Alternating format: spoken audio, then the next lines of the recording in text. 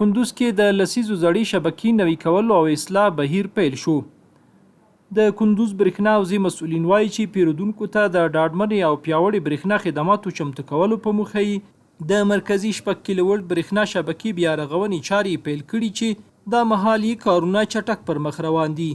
د کندز برېښنا مسؤلینو په وینا د ښار 6 کیلو ولټ لسيزو پخوانۍ شبکې د زړښت او تیرو جګړو له امله سخت زیان لیدلی چې اوس مهال یې د ولتاژ کیبلونو نوي کېدو او نورو اړتیا وړ تجهیزاتو ترمیم چارې روانې دي. هغه لاینونه چې په جنګو کې تخریب شوي وو او پایې تخریب شوي براکټونه او تجهیزات هغه مکملا موږ برابر کړي دي او مکمل ان شاء الله کار شروع کیږي او ټول یک سره نوي کیږي. د شبکې اصلاح دی لړ کې به مزي کیبلونه او د اړتیا وړ برخو کې به پای هم نوي شي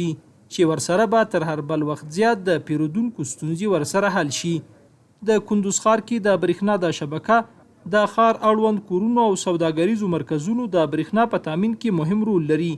چې د مسؤلینو په وینا د ترمیم چارو په بشپړېدو سره به د برېښنا ضایعاتو مخنیوی وشي